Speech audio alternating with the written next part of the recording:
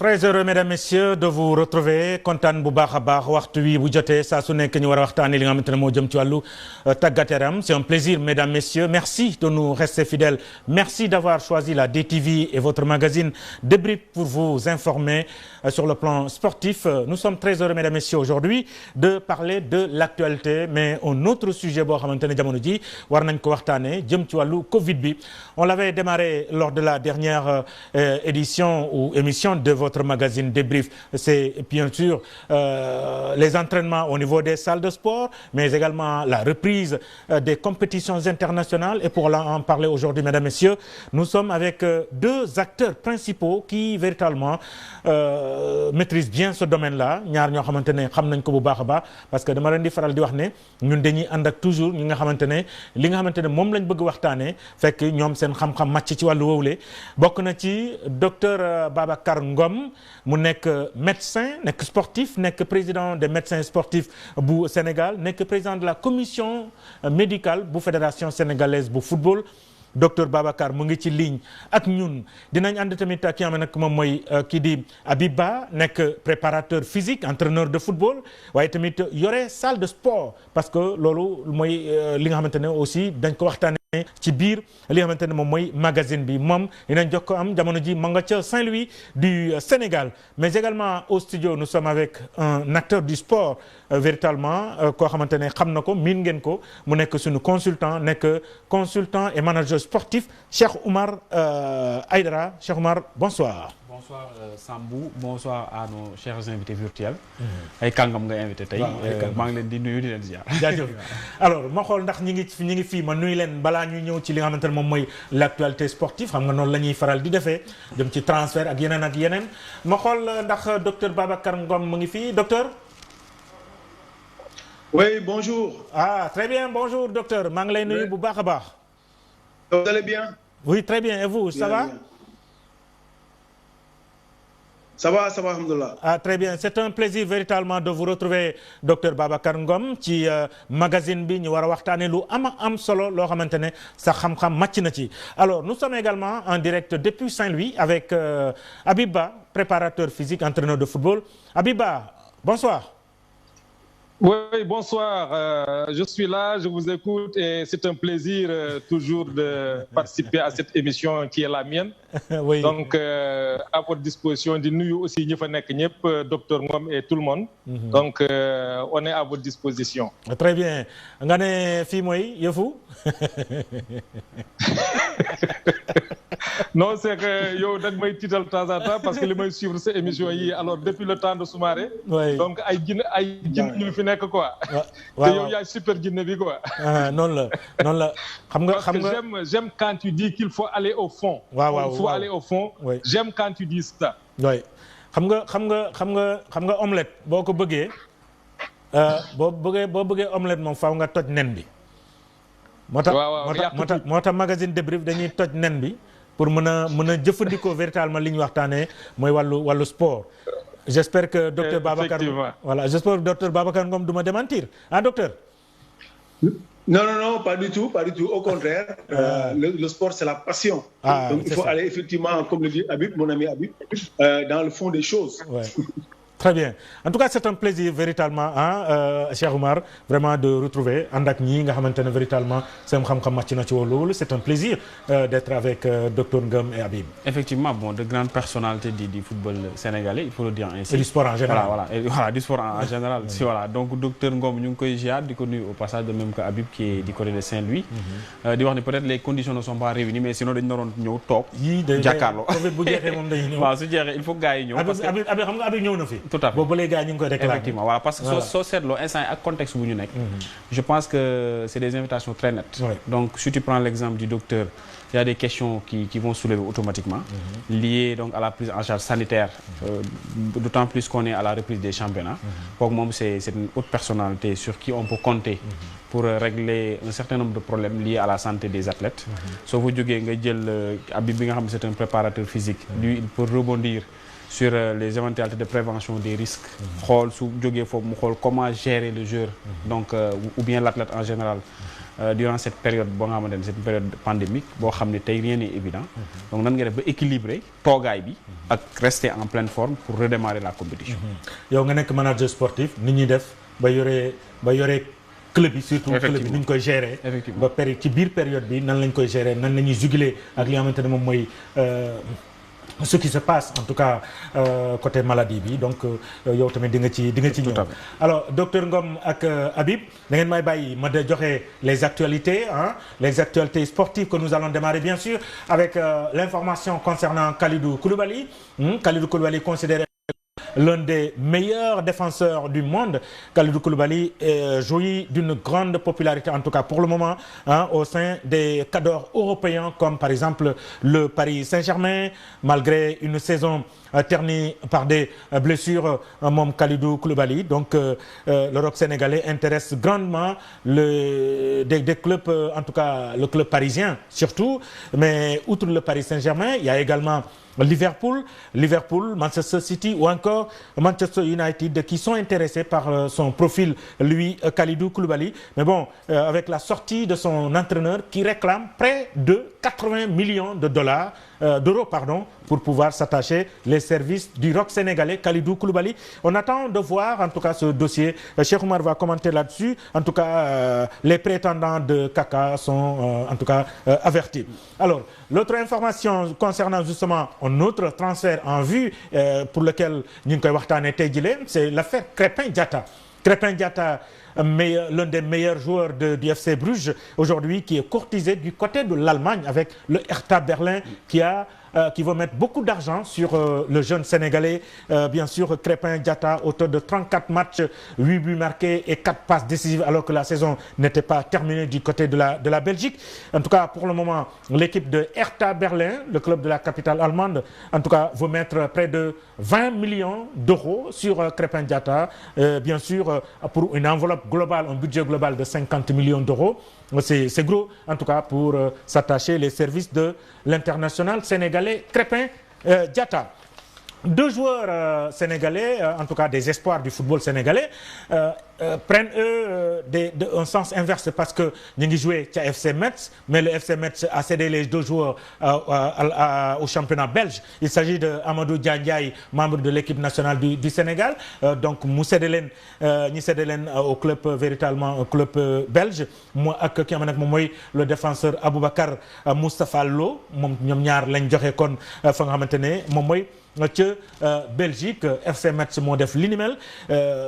Amadou Diandiaye était déjà au niveau de Sochaux, mais malheureusement en championnat de France le championnat n'est pas terminé. On a donc arrêté le championnat. Il a joué 5 matchs cette saison avec Sochaux de Oumar Daf. Alors il y a également au niveau de la fédération ivoirienne de football, avec notamment bien sûr Didier Drogba qui est donc candidat. Il pourra en tout cas continuer à élargir sa candidature, à défendre sa candidature, parce que Assemblée générale bi nga xamante ne jàppoon nañ ko dañ ko repousser à une date ultérieure, notamment le 5 septembre prochain pour l'Assemblée générale. Dañ ko renvoyer à cause justement de la maladie du coronavirus, moo tax ñu renvoyé ko. Donc moom il est en lice, moom Didier Drogba, Sori Diabaté, actuel vice-président, mais également l'actuel président Idriss Diallo. Donc ñoom ñooy candidats yi jëm ci wàllu présidence bu fédération ivoirienne de football. Alors dañuy dem Saint-Louis avec le basketball, Baba Tandian, des dirigeants sportifs véritablement autour de Baba Tandian à Saint-Louis di ko jàppale ci li nga xamante ne moom la nekkee. Dañ ko suspendre de 10 ans de toute activité liée au basketball, et il a le soutien aujourd'hui des sportifs saint-louisiens. Hier en réunion, Amara Traoré a fait une déclaration concernant justement la suspension de Baba Tandian. Les Saint-Louisiens s'engagent en tout cas derrière lui, derrière Baba Tandian, pour l'aider à réussir sa mission à la tête de Saint-Louis Basket Club, afin que triomphe le sport dans cette ville pleine d'histoire, dont les dignes fils ont beaucoup apporté au sport sénégalais, a déclaré donc Amara Traoré, avec qui on devrait être en direct la semaine dernière. Même ce matin, on s'est parlé au téléphone et devrait être avec nous. Ce sera certainement dans nos prochaines émissions. Alors, on va parler à présent de l'affaire Lamine Diack. beaucoup de zones d'ombre qui jalonnent en tout cas ce dossier, le procès Lamine Diack au niveau de Paris, alors que l'ancien patron de l'antidopage Gabriel Dolé, tey le 5e jour de procès foofu nga xamante ne moom mooy ca Paris, Gabriel Dolé, rouage essentiel pour ralentir en tout cas les procédures visant les Russes dans ce dossier, avait reconnu en tout cas durant l'enquête avoir reçu 50 000 € d'un mystérieux homme à l'aéroport de Nice. Personne ne l'a interrogé sur le sujet lors de son audition lundi. Et ça, c'est un fait important à relever. Et aujourd'hui, beaucoup se posent la question pourquoi le juge a sauté cette étape importante, en tout cas, dans le procès. Mais également, Lamine Diack, lui, Lamine Diack ne nie pas avoir donné 90 000 € à M. Dolé fin 2014. Personne, lui aussi, ne lui a demandé pourquoi il avait réglé cette prime de retraite, bien sûr, pour, Gabriel Dolé, monsieur antidopage, justement, de l'athlétisme mondial.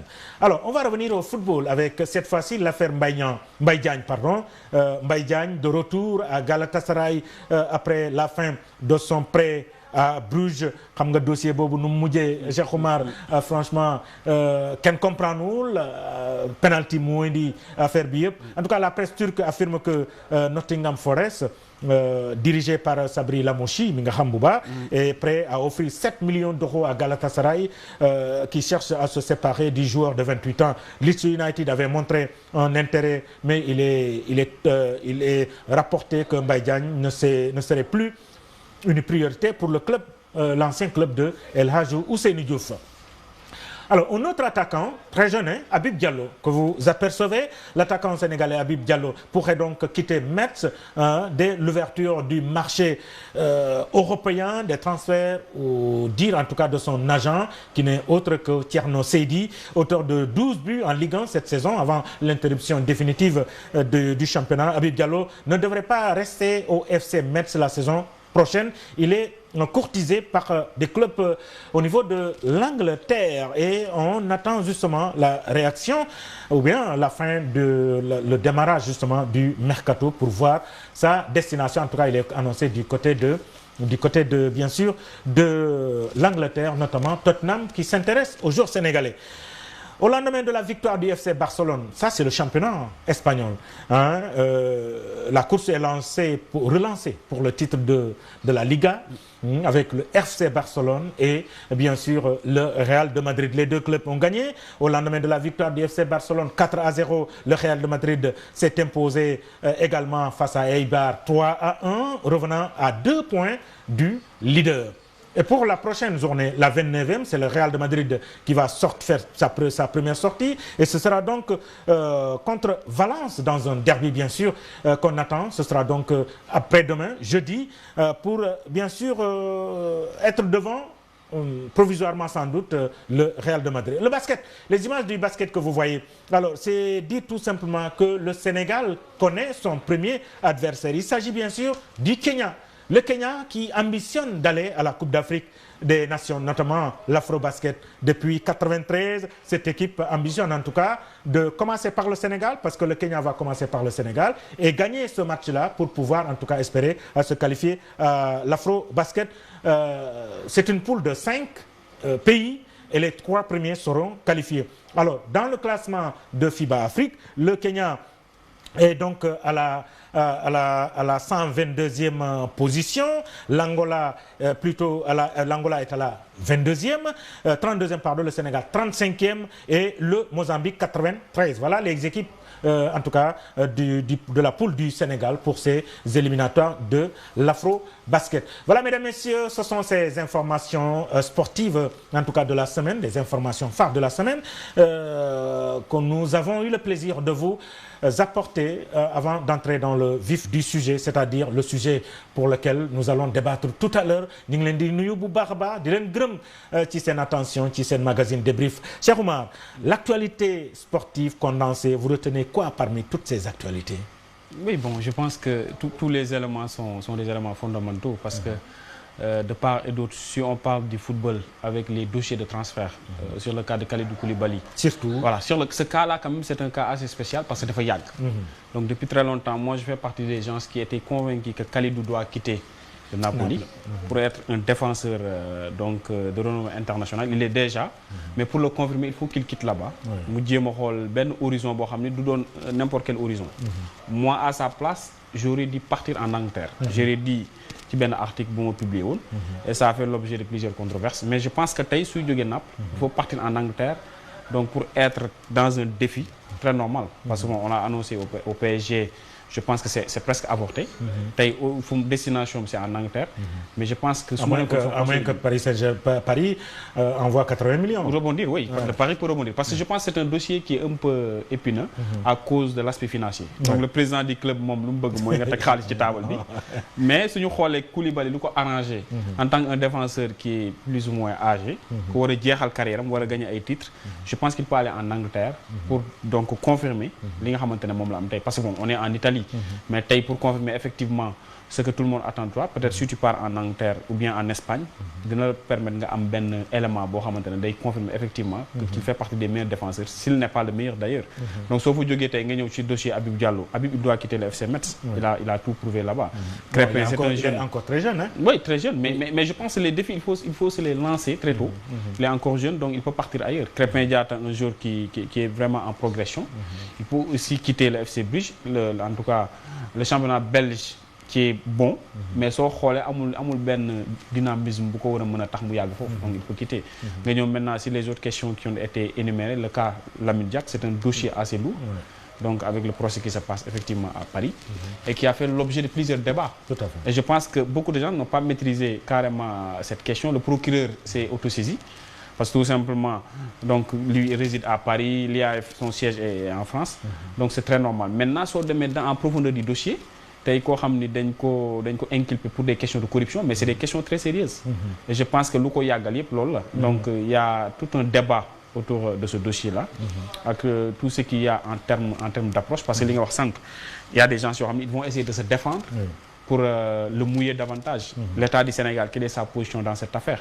Le Sénégal qui dans la diplomatie internationale n'est pas un pays trop costaud dans la géopolitique mondiale. Est-ce que day jël position dans l'affaire ou pas? Donc ça, c'est des questions qui se soulèvent automatiquement et je pense que ça mériterait quand même un débat très sérieux qui va nous permettre donc de tirer en tout cas de très bonnes solutions. Très bien. On va y revenir, hein. Alors, je vais sur le dossier Kalidou Koulibaly. Docteur Ngom, maa ngi lay ziar, hein? Oui. Voilà. Docteur. Maa ngi lay ziar, merci. Voilà. Alors, ça c'est le médecin que j'interroge, plutôt le membre de la fédération. Dossier Kalidou bi nan nga ko gisee en tant que médecin sportif, beaucoup de blessures. Aujourd'hui, il est courtisé par les plus grands clubs, en tout cas d'Europe. Ça présage d'un lendemain meilleur? Est-ce que baax na? Oui, xam nga vous savez que pratiquement tous les joueurs du Sénégal, comme ils avaient joué leur championnat européen, joué la Ligue des Champions, joué la Coupe d'Afrique dem ba finale, ils étaient tous émoussés. Et nous avions effectivement expecté que am na en fin de saison dina am des trucs. Alors que période boobu nous on pensait plus à Sadio Mané qu'à Koulibaly. D'accord. Mais malheureusement c'est tombé sur Koulibaly et que au cours de la saison, compte tenu du nombre de matchs qu'il a effectué la saison dernière et donc de cette saison, il est normal que effectivement que sa forme puisse chuter et que bon blessures yi à chaque fois bu amee day exacerbé compte tenu effectivement de son état fragile nga xam ne nombre de matchs yi ñoo ko indi quoi. Donc c'est une situation compréhensible, mais s'il prend du repos et se fait soigner normalement au cours de la fin de cette saison, je pense que l'année prochaine il sera au top. Donc pour moi les équipes yu koy xëccoo nii, ils ont compris que il faut mettre les moyens aujourd'hui pour l'avoir, parce que l'année prochaine c'est sûr que Koulibaly également va faire un tabac. kon moom mën nañu wax ne Covid bi réglé na un peu sa situation ndax repos bi mu am et tout ça. Effectivement. Très bien. Effectivement, Covid bi xam nga réglé na un certain nombre de problèmes par rapport aux joueurs qui étaient trop fatigués. Tous les joueurs de Liverpool qui jouaient qui ont joué la Ligue des Champions jusqu'en finale, qui sont partis dans leur pays respectif en Afrique, en Asie ou en Amérique du Sud. Nous, en médecine du sport, nous avions dit qu'il y a un problème au cours de la saison, quoi. Mais Covid est venu nous faire un arrêt forcé. Et je pense que c'est pas une mauvaise chose. Donc Covid bi mën nañu wax ne baax na pour certains joueurs, hein, comme Kalidou wala yeneen ak ñeneen, parce qu'on voit du côté du Real de Madrid avec non pas Ramos, leur attaquant. Benzema ou Hazard? Non, Hazard. Eden Hazard, voilà. Eden Hazard qui est revenu très en forme et qui a fait un excellent match. Donc Covid bi am na quelque part lu mu réglé. Absolument, absolument. Hazard du côté du Real de Madrid, comme l'attaquant du FC Barcelone, l'Uruguayen là, également, c'est la même chose. Donc ils étaient en traitement et on s'est rendu compte qu'avec le Covid, ils ont eu du repos qui est suffisant. Ils se sont bien traités et ils peuvent être effectivement d'emblée performants. Très bien. Alors Abiba, physiquement, est-ce que ça peut tenir pour Kalidou? Oui, comme vous l'avez dit, d'abord ce que je dirais, c'est effectivement d'être fier de nos joueurs qui sont vraiment à l'extérieur, qui font vraiment la pluie et le beau temps de ces clubs. Donc ça, c'est un grand plaisir et c'est maintenant les Sénégalais qui sont à l'extérieur sont fiers d'être Sénégalais. On est vraiment fiers d'être Sénégalais quand on est sur le terrain. Nous tous, effectivement, dañuy balballu wane na ay Sénégalais lañu nekkul temps yooyu nga xam ne alors parfois dañu doon laqatu mais léegi on est toujours devant et ça c'est un plaisir. Maintenant à quelque chose de malheur est bon. C'est vrai que nos joueurs internationaux ils étaient tous à un niveau un peu faible par rapport à tous les matchs, comme Dr Ngom l'a dit, à tous les matchs qu'ils ont joués pendant toute la saison. Ils étaient très sollicités. Mais la force d'une équipe de haut niveau, c'est d'avoir des médecins comme le Dr Ngom, des préparateurs physiques qualifiés, des médecins sportifs, alors qui savent comment gérer les joueurs. Parce que quand on a des matchs aussi importants et aussi vraiment époustouflants, il faudrait avoir une bonne capacité de réadaptation mais surtout il faut avoir de grands dirigeants pour pouvoir maintenir ces joueurs-là là où on veut. Maintenant avec le Covid, pendant 3 mois, sinon 4 mois, les gens ne vont pas rester les bras croisés. Ceux qui ont des problèmes, en tout cas des bobos, donc on va les retaper, les médecins vont les retaper, et en même temps les préparateurs physiques aussi vont prendre ces joueurs-là individuellement pour en tout cas les remettre en forme. Et je vous dis que la meilleure équipe à la sortie de ce Covid-là, ou bien au démarrage de tous ces championnats, la meilleure équipe, c'est l'équipe qui a le meilleur entraîneur préparateur physique et le meilleur médecin sportif.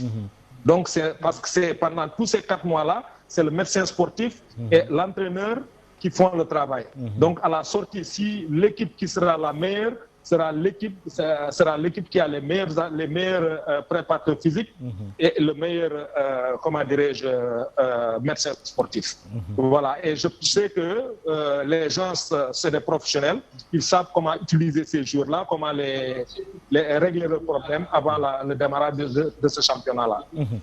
Justement xam nga moo tax juumuma invité leen yéen ñaar parce que ñëpp xam nañ ne ñaar ñii les 2 volets là Cheikh Oumar mooy li nga xamante ne ñoom daanaka période Covid bi ñoom ñoo yore joueurs ñoom ñoo doon entraîneurs yi bokk parce que bu fekkente ne c'est un match en temps plein, bon on va parler de l'entraîneur, mais période bi comme nu mu ko waxee, donc c'est d'abord le médecin sportif mais également le préparateur physique qui ont des rôles importants à jouer, mais surtout sunu championnat. Est-ce que tenir nañ compte volet boobu au niveau de notre championnat? C'est justement loolu mooy prétexte sunu émission bile balaa may ñëw si Cheikh Oumar, est-ce que docteur Ngom ce volet-là jël ngeen ko en considération pour que les clubs, nos clubs là, notamment li nga xamante ne moom moo jëm ci wàllu ligue football professionnel, pour que véritablement championnat bu tàmbalee ñu fekk joueurs yi nekk au top?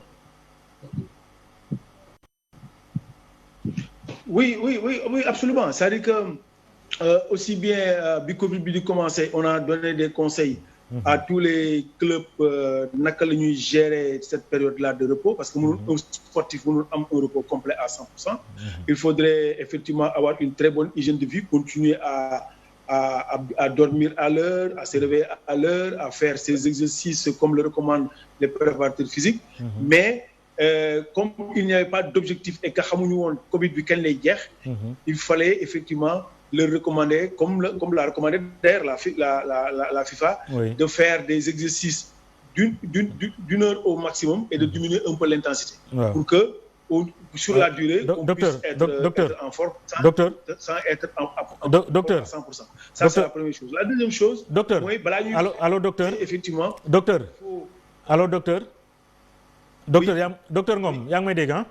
Oui. Voilà, téléspectateur ñi ngi ñaan nga wax wolof. Oui. ñi ngi ñaan nga wax wolof parce que li ngay wax c'est important. Waaw. D'accord. Voilà, internaute yi nee na nga wax wolof ah. Donc allez-y, continuez. dinañ wax wolof émission wax nga dëgg. Alors, donc bi balaa Covid bi di ñuy muy jeex ñuy reprendre également entraînement yi wala entraînement yi wala compétition yi aussi. Oui. Préparateur physique yi. ñoom dañ ne également il nous faut juróom-benni semaine. pour ñu préparer wu. donc benn weer ak genn wàll.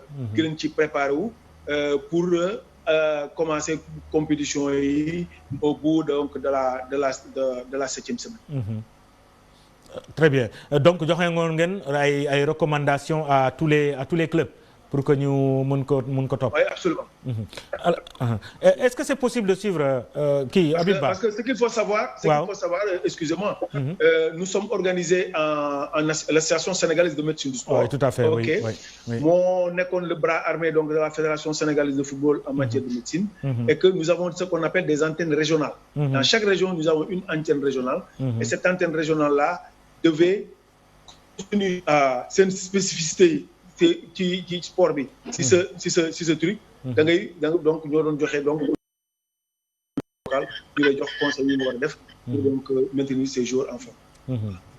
Alors Habib est-ce que physiquement club yëpp mën nañ def loolu mën nañ topp joueurs yi xam nañ ne contexte Sénégal bi bokkul ak contexte européen est-ce que tey Habib Ba joueurs yi mën nañ leen topp physiquement côté boobule ba ñu mën a respecter déjà les recommandations yi nga xamante ne sur le plan sanitaire sur le plan médical docteur yi wax nañ ko. Oui, ce que je vais dire mooy tout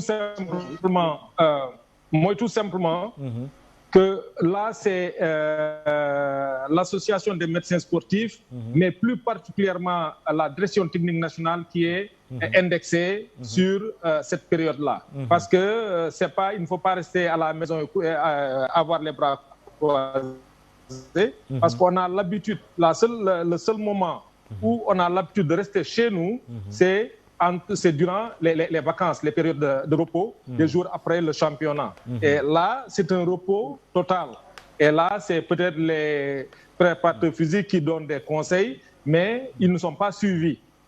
Maintenant, c'est notre direction technique nationale, et comme l'a dit Monsieur Ngom, donner des conseils aux clubs, que ce soit les premières divisions, les clubs de 2e division, 3e division. Mais le problème, est-ce que ces clubs-là ont des... Très bien merci alors Cheikh est-ce que mais li ñu wax nii c'est déjà bien vraiment comme ni ñu ko organiser physiquement ak médicalement c'est déjà bon comme recommandation mais est-ce que loolu c'est on peut respecter ça au Sénégal ak club yi ni ñu tëddee. Ouais, bon c'est une très bonne question je pense que loolu mooy le nœud de la question même li nga posé parce que déjà soo dégloo docteur Ngom ce qu'il a dit il a parfaitement raison loolu mooy les principes de base donc yi nga xam ne suñ ci sukkandikoo war nañoo régler toutes les questions sanitaires liées vraiment au Covid nga dem ci Habib ce qu'il a expliqué donc la prise en charge en termes de préparation physique ci principe yi ñëwaat na ci lu ñu war a def maintenant soo demee dans la pratique ci mise en œuvre bi au niveau opérationnel c'est là où on aura souvent des difficultés parce que tey le contexte sénégalais n'est pas le contexte des pays européens. Voilà, ça il faut le reconnaître parce que déjà je pense que la question qui est sur la table depuis l'arrêt du championnat local, c'est la question financière. Est-ce que les joueurs ont perçu les salaires? Donc c'est cette question qui est beaucoup plus mise sur la table que la question de la préparation ou bien de la gestion en tout cas des questions physiques des joueurs. Donc tey soo déggee plaidoirie yu jot a jaar yëpp c'est des questions de prise en charge financière des joueurs durant cette période pandémique. Donc loolu moo gën a nekk en tout cas au niveau des débats que question de prise en charge parce que déjà bu Covid bi ñëwee on a vu que dans plusieurs clubs ils ont libéré leurs joueurs. Maintenant est-ce qu'il suffit tout simplement d'appeler le joueur pour lui donner un planning d'entraînement qu'il va respecter pour mu mën ko respecter c'est une question qu'il faut se poser. Est-ce que joueur bi tey su toogee amul lu mu lekk këram dina suivre un plan d'entraînement qui est adapté aux joueurs professionnels qui est en Europe? Ça c'est une question parce que être au Sénégal donc courir derrière des questions donc de dépenses quotidiennes bëgg a tamit allier loolu ak un rythme de préparation physique boo xam ne dañ ko joxe pour des joueurs professionnels qui ont réuni les conditions financières en Europe. Loolu mooy paradoxe yi tuuti. Est-ce que club bi en donnant ces principes de base là am na benn suivi buy permettre joueur bi mu nekk à jour bu koy permettre tey su entraîner mu mën a lekk normalement bu koy permettre tey mu am en tout cas cette gestion psychologique parce que les données ont changé. Li nga doon def au quotidien day changer complètement avec la peur de cette maladie psychose bi jot a am avec la limitation des heures de sortie. Donc tout ça c'est des éléments qu'il faut prendre en compte.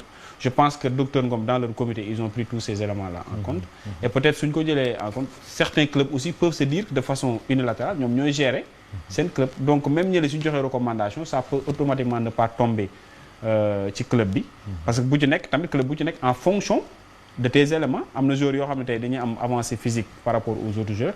Donc je pense que c'est une gestion plutôt interne boo xamante ne suñ ko respecté ça peut donner des fruits. Li docteur Ngom wax c'est très normal c'est ce qu'il faut faire li Habib wax c'est très normal c'est ce qu'il faut faire mais sur le plan opérationnalisation est-ce que c'est possible par rapport à ces paradoxes que je viens de citer souci boobu rek laa xaw a am mais tout cela va se vérifier su ñëwaatee championnat bi parce que tey un jour pour être vraiment adapté il te faut déjà 37 matchs environ 37 matchs pour nga doon un jour opérationnel durant une saison tey au Sénégal nombre de matchs yu ñuy joué tollut noonu sooy seetlu déjà on avait un problème de rythme avant le Covid. Oui. Parce que tey il faut se dire la vérité tey suñu joué sooy xool premier mi-temps rek joué dañuy commencer claquer ici. Donc ça veut dire que loolu il faut que ñu xoolaat ko à plus forte raison maintenant Covid bi ñëw na toog nañ lu yàgg. On va attendre la reprise pour voir effectivement est-ce que cette question a été prise en charge. Mais Habib dafa wax lu am solo. C'est-à-dire l'équipe boo xamante ne mooy gën a ñëwaat en force mooy équipe bi nga xamante ne am nañ équilibre physique. C'est évident parce que. am na équilibre. physique voilà parce que plan tactique bi. ça reste moom foofu laa bëggoon dugg. voilà foofu la quoi donc forme physique moom mooy déterminant.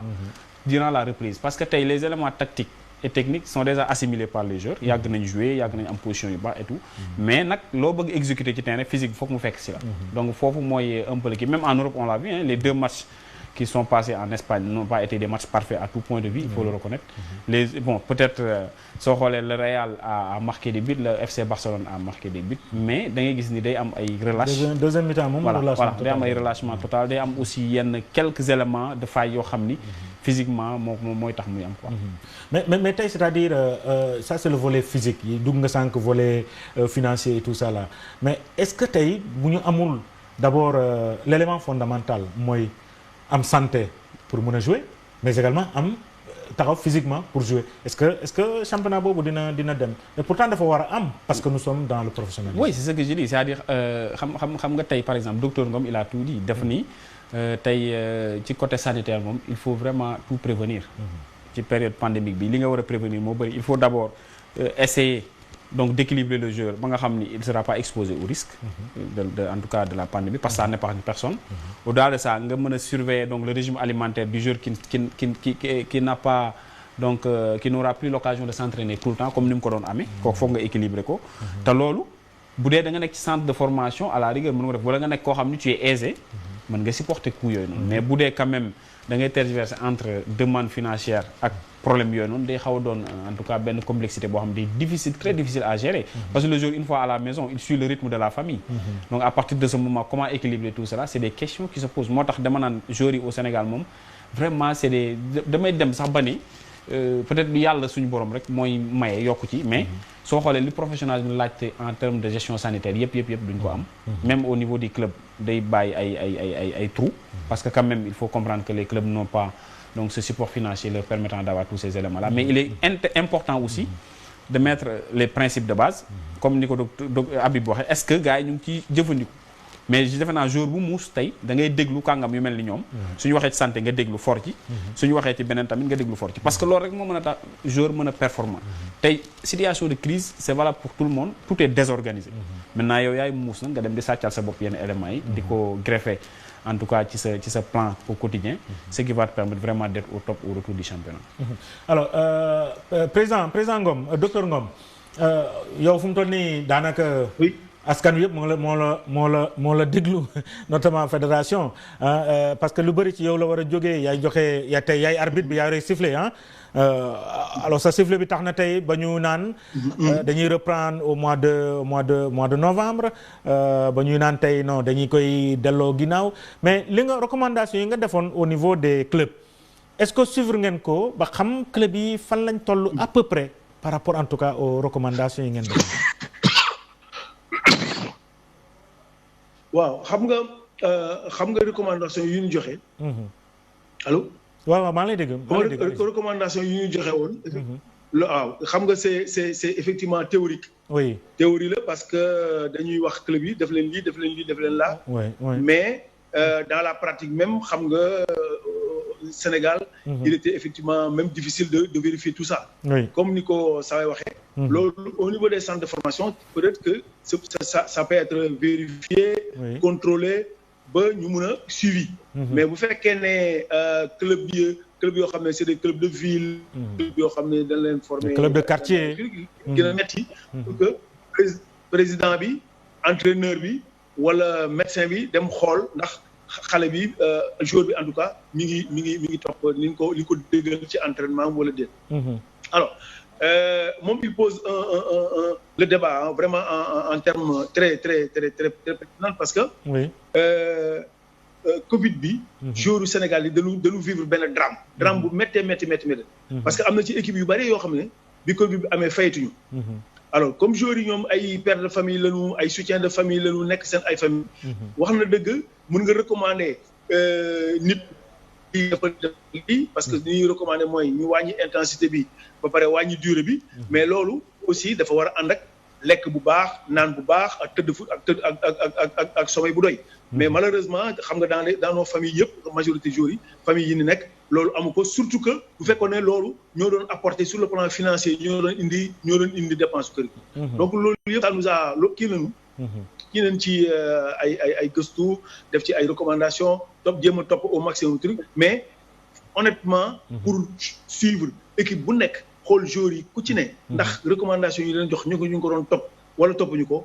loolu moom pour dire vrai, ça n'a pas été possible que peut-être que dans 10% des cas. Ouais. C'est une question de responsabilité au niveau des clubs parce que effectivement ni nga ko wax théoriquement recommandation yi ngeen mën a jox les clubs maintenant au club maintenant de suivre ça n'est-ce pas? Oui, c'est au club il a parfaitement raison. C'est-à-dire tey xam nga ñoom ils sont au niveau stratégique. C'est des décisions yu ñuy joxe mu wàcc tas ci club yi. Maintenant club bi nag yaay muus nga déglu. daal di jël greffé ko ci say éléments donc de préparation. su ko defee mu mën a jàll parce que lépp loo gis politique boo gis noonu la. donc tey au niveau stratégique y a des décisions qui sont prises. maintenant au niveau opérationnel club bi bu ci nekk yaay jël say matukaay pour def ko. te man maa la ko wax suñu commencé waa des championnats bi club bu la gënoon a jël matuwaay boppam. moom mooy gën a productif au niveau en tout cas au niveau du terrain. Habib dégg nga docteur Ngom. je pense que c'est intéressant ci fu mu ko waxee physiquement aussi xam naa ce sera la même chose. Non, les choses sont claires. Et aussi, il ne faut pas se tromper. Nous sommes loin d'être des professionnels. Nous sommes loin d'être des professionnels. Ça, il faut le dire. Ceux qui sont professionnels, c'est peut-être 2 clubs, 3 clubs. jeex na parce que xam nañu lan moo nekk suñu biir club yi nous sommes dañu mbubboo turu professionnel mais nous sommes toujours des amateurs. Et ça, c'est presque à 75%. Il faut se dire la vérité ñun ñëpp xam nañ nu muy demee. parce que un club professionnel mënul toog du fay ay joueurs am. c'est pas Covid bi c'est pas du Covid bi moo indi ñàkk fay joueurs. Les joueurs, il y a beaucoup de joueurs ou bien de dirigeants qui n'ont pas été payés avant même que le Covid existe. Maintenant, avec le Covid là, day gën a graaw. Et ce que j'ai dit, mooy tout simplement que effectivement la commission sportive, la commission de la médecine sportive, ils ont fait transmettre wax nañu club bu nekk loo war a def. Maintenant il faudrait que ñi nekk ci club bi parce que chaque club est supposé avoir un médecin, un médecin sportif, un préparateur physique. Maintenant c'est ces médecins et ces préparateurs physiques qui doivent écouter les propositions de la fédération, ñu jéem ko appliquer.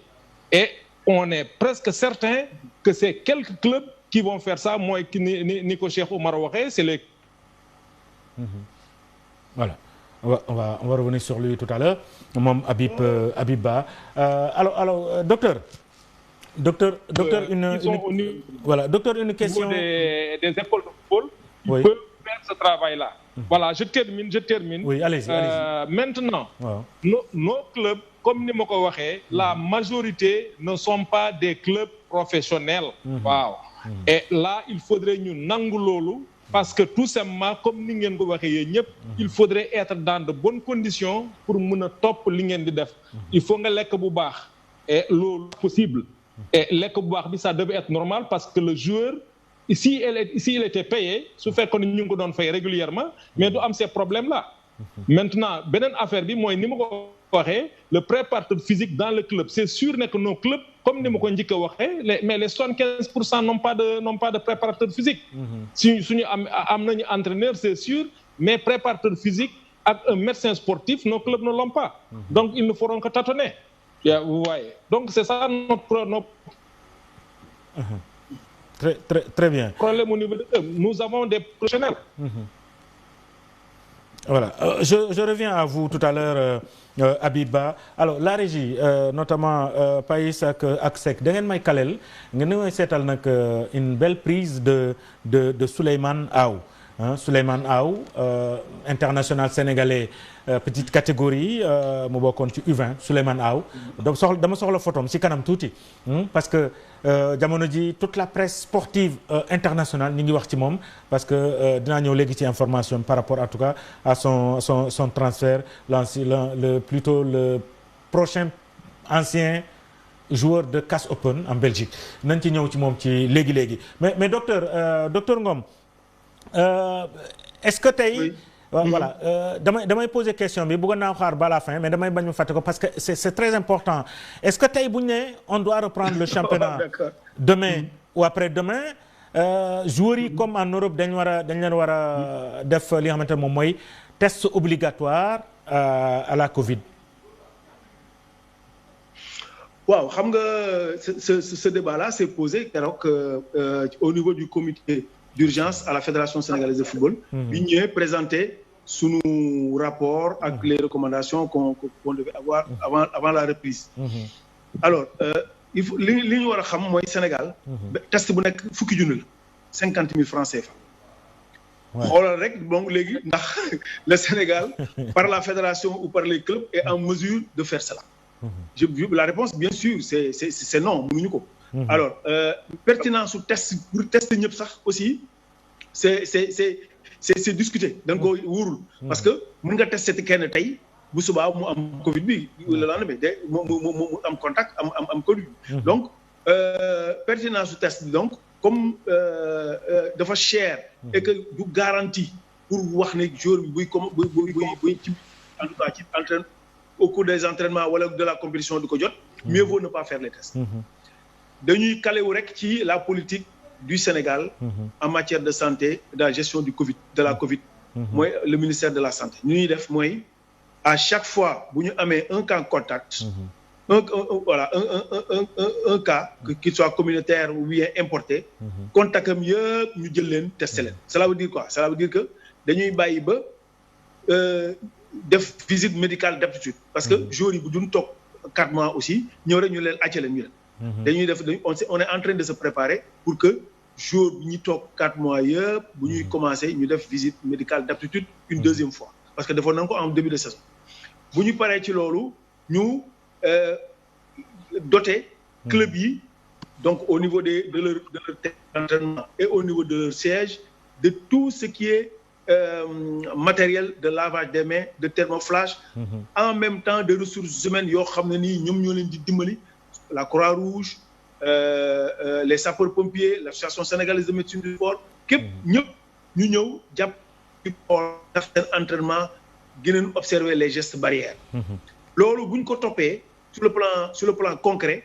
gën a ñu dimbali ba bu ñuy commencer compétition yi gën a nu mun a permettre ñu mun respecter les choses. Ça c'est la première chose. La deuxième chose mooy moom laa waroon commencer. mooy est-ce que période bi ñu waree ne dañu war a commencer période boobu maîtriser nañu Covid bi. parce que aujourd'hui par exemple semaine bi passée ak semaine bi ñu nekk yëpp ay 100 cas la ñuy am par jour. 100 cas duñ ko mën a am par jour. ni nekk à plus de 7000 cas ba pare ne léegi dañuy envisager du football. donc comme bi ñuy présenter suñu kii on s'est basé sur les déclarations du chef de l'État. Le président Macky Sall avait dit la Covid le virus sera ici au mois d'août voire au mois de septembre. donc ñun ñu jël date bi gën a sori. mooy au mois de septembre. donc fii ak mois de septembre xam naa ñaan nañu yàlla Covid bi wàcc bu baax a baax ba ñuy am peut-être benn cas wala ñaari cas par jour. loolu gën a ñu mën a permettre effectivement ñu def visite médicale nit ñi xool dispositif de lavage des mains et de thermoflash de contrôle bu ñu mën a def au niveau des clubs. di respecter distanciation sociale yi au niveau de le transport ñuy sol ay masques mais bon masque bi également dafa am fu mu war a yem mooy. Dès que le joueur arrive au tour d'entraînement, il sera obligé d'enlever le masque pour faire son cours physique. du dëgg loolu recommandation générale de la yooyu daal la ñu bëgg a conseillé actuellement nii pour fédération sénégalaise de football balaa ñuy commencer envisager ñu commencer entraînement yi voir la compétition ñu jël matukaay yooyu. De très belles initiatives vraiment la commission médicale ils sont très avancés sur plusieurs questions mu nekk loo xamante lu am solo la donc ça veut dire tout simplement ñoom bu ñu leen toppee mën nañ dem ba li nga xamante moom mooy reprise bi mën nañu bañ a bett wala boog mën na fekk déjà ñu jël des décisions importantes. Tout à fait waaw xam nga Sénégal moom c'est le suivi qui fait un peu défaut. Mais si tu dis docteur le titre veut tout dire. Donc c'est quelqu'un vraiment qui est habilité à pouvoir gérer effectivement cela. Mais je pense qu'il faut mettre le doigt sur la sensibilisation. C'est-à-dire faire comprendre aux gens effectivement que tey il y a une entité sanitaire qui est autour de tout cela, qui l'encadre. Voilà ñu topp ko et puis leur permettre effectivement d'avoir accès parce que souvent c'est le problème d'accès mën nañ xam mais comment faire pour accéder à cela mais comme football le club la le préparateur physique ce qu'il a dit c'est important. Voilà Habib c'est au club aussi d'essayer de suivre la formule qui a été édictée par les médecins. te loolu Habib lu mu wax c'est effectivement c'est ça parce que xam nga professionnel lu ñu mais dafa am loo xamante c'est le minimum. C'est le minimum oui mais c'est-à-dire c'est de façon verticale. ci kaw wàcc na maintenant chaque club est censé avoir au moins un infirmier à défaut d'un médecin donc nga am infirmier boo xam ne il pourra lire un tout petit peu cette plateforme médicale proposée. Est-ce que loolu am na. Infirmier non dama yaakaar bokk. Bon peut-être docteur moom dinañu édifier. Non waaw am na ñu yor des boîtes. parce que dama yaakaar ne bokk bu ñu dem professionnel moom. club war nga am préparateur physique. war nga am médecin mais dama ni à défaut d'un médecin nga am infirmier am na ñu fa nekk di gàddu kii ñooñu peut-être dinañ mën a lire plateforme médicale bi docteur bi di poser parce que au moins donc c'est des infirmiers loolu war na mën a nekk. ba tax na tey suñu booleelu ak un préparateur physique qui est sur place parce que tey xam naa club yi lu ñu ñàkk médecin war nañu am un préparateur physique qui est sur place pour contrôler tout cela moo tax ma ne c'est vraiment possible. Il ne faut pas oublier aussi sur la question de la prise en charge des questions donc de la reprise du championnat. La FIFA aussi a mis la main dans la poche pour accompagner effectivement les différents championnats. Donc fond d'aide du Covid là. Donc FIFA bi ñoom dugg nañ ci. Au niveau de ça va venir jusqu'au niveau de la CAF. Après maintenant ñu tas ko au niveau des différentes fédérations pour accompagner surtout sur le plan du contrôle sanitaire parce que c'est très important. Je pense qu'il faut au moins respecter le minimum mooy les gestes barrières. nga mën ko respecter même si on doit démarrer. Gestes barrières dinañ ci ñëw léegi parce que dañuy dugg dans 9 minutes ci benn domaine boo xamante ne c'est très important suñu ñaari invités yëpp aussi ñu xam ko bu baax. mooy le travail dans les salles. Donc loolu mooy donc deuxième sujet c'est très important comme ni nga ko waxee depuis le début on ne peut pas avoir meilleur invité aujourd'hui ci ñaar ñi lee nga xamante ne ñoom lañ am tey jii alors Habib dégg nga Cheikh Oumar dégg nga aussi docteur Ngom par rapport en tout cas aux recommandations faites en tout cas au club par rapport en tout cas à ce qui se passe mais sànq wax nga ne club yi on n'a pas de club professionnel pratiquement mais le minimum da yaakaar naa ne war na mën a am ñu mën a am un préparateur physique ak tamit même bu dul médecin nga xamante bon ça va être très compliqué mais war nañ mën a am un infirmier boo xamante ne dina dem xool li nga xamante ne moom mooy ce qui se fait prendre des renseignements au niveau d'un médecin pour pouvoir l'appliquer au niveau du club. C'est le minimum. Oui. Yak Cheikh Omar, vous êtes mieux placé que moi. non grand man maa sa ginnaaw.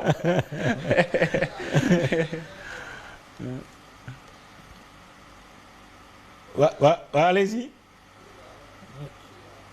Habib. Pour répondre à ces questions-là, parce que xam ngeen. alors là alors cahier de charge. Mais on a plein de médecins sportifs. Wow. On a plein d'entraîneurs de préparateurs physiques. Oui. Mais c'est les clubs ñoom ñoo amul des moyens pour jël ñooñu en charge. Maintenant.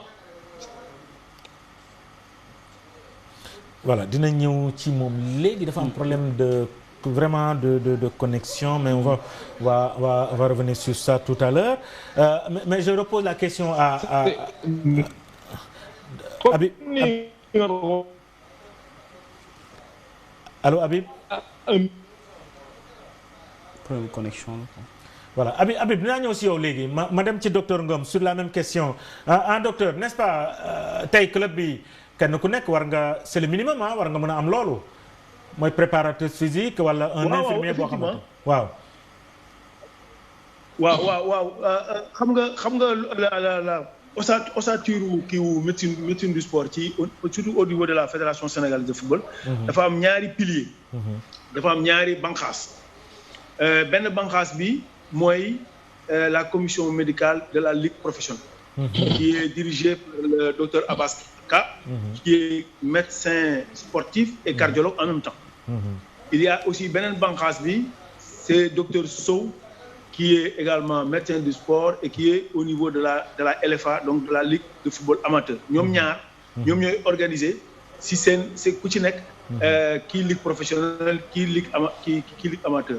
mu am aussi lu ñu tuddee commission centrale médicale. boo xam ne nii une fédération sénégalaise de football directement. la ñuy conseiller. donc il y a man maay président bi vice-président bi c'est docteur Dia. qui est le président de la Ligue de Saint-Louis. Il y a des membres docteur Ndiaye bu Thiès ak Mbargou Faye l'infirmier Mbargou Faye bi ñëpp xam donc ñun ñooy toog di concevoir pour jox. Au niveau de la ligue professionnelle de la ligue amateur également li ñu war kii ñu wàcc ko noonu au niveau des clubs en même temps dafa am aussi association sénégalaise de médecine du sport nga xam ne comme ni ma ko waxee sànq 14 régions yi bu ci nekk am na benn antenne médicale antenne médicale bi est dirigée également soit par un infirmier wala un médecin ñooñu tamit au niveau local ñoom ñooy club yi dans toutes les disciplines d'ailleurs club yi donc pour wax leen exactement nii ak nii leen war def loolu yëpp bu ñu ko jëlee il y a ce qu'on appelle les trucs de la Croix-Rouge sénégalaise xam nga Croix-Rouge sénégalaise aussi dafa am déclinaison dafa nationale ba pare am ay déclinaison régionale ak départementale donc département bu nekk am nga région bu nekk am nga ñoom tamit da leen di solliciter pour ñu def liggéey bi parce que liggéey bi en fait contrôle bi liggéeyu paramédical la mooy infirmier aide infirmier war na ko mën a def donc ñun bu ñu ko remonté ñu xam ne am na lu gàllankoor par exemple tel club dafa am lu fa gàllankoor par ndax léegi ñu dem après on se déplace pour dem ñu yónni kenn pour mu dem xool yi bu fekkee ne aussi ñoom dafa am benn cas boo xam ne dañ koy un cas suspect dañu koy signaler ñun tamit ñu jël kii bi xool par rapport au ministère de la santé ban démembrement moo fa gën a jege dans la gestion de la Covid-19 ñu jëbal ko kii bi ñoom ñu ñëw def liggéey bi au niveau du club donc noonu la ñu organiser quoi donc ce qui fait que aujourd'hui comme vous l'avez si bien dit normalement dans le cahier de charge de la ligue professionnelle équipe bu nekk dafa war a am médecin du sport en tout cas war na am médecin ce n'est pas peut-être le cas mais je pense que ni ma gisee évolution bi ni ma gisee muy ñëwee nànk effectivement nit ñi vont s'organiser pour mun a am dans chaque club un médecin du sport mais li ci ëpp solo mooy nga am une équipe médicale xam nga boo amee médecin du sport nga am au moins benn infirmier wala nga am ñaari infirmier am ay kinésithérapeutes qui permettront aujourd'hui bu fekkee ne même bu amul médecin bi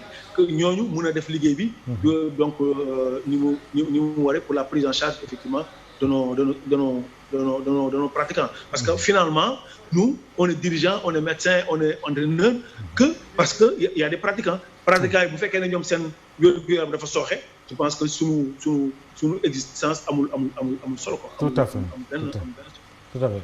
Alors Habib da nga nekkoon ci benn volet bu am solo mën nga ma bàyyi la nga continuer ma ñëw ci Cheikh Oumar rapidement Habib. Voilà, c'était pour dire tout simplement que nous aspirons à la professionnalisation. Donc il y a un minimum qu'on devrait avoir. Voilà, sur le plan préparateur physique, si mu toll nii on sent que les clubs xam nañu léegi l'importance du préparateur physique parce que bu njëkk ba c'était l'entraîneur qui était le préparateur physique. Maintenant tu vois dans beaucoup de clubs ñoo xam ni alors dañuy jëli les étudiants les sortants de l'INSEP, les professeurs d'éducation ñu transformer leen en préparateur physique.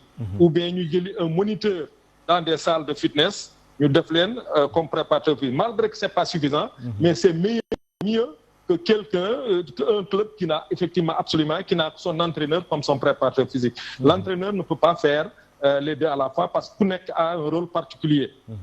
Mais effectivement, on sent, ñu ngi sentir que yëpp yaa ngi progresser. Donc tous les clubs, effectivement, il faudrait ñun ou bien vous les journalistes sportifs que ngeen mën a xool lan moo nekk dans les clubs, que sur le plan, en tout cas, de la médecine sportive, sur le plan du kinésithérapeute, sur le plan de la préparation physique, parce que le meilleur club, c'est le club qui a ces éléments-là. Oui, si tu n'as pas ces éléments-là, c'est comme un club qui n'a pas d'entraîneur. Parce que l'entraîneur, il faudrait tenir compte qu'il l'a pour avancer.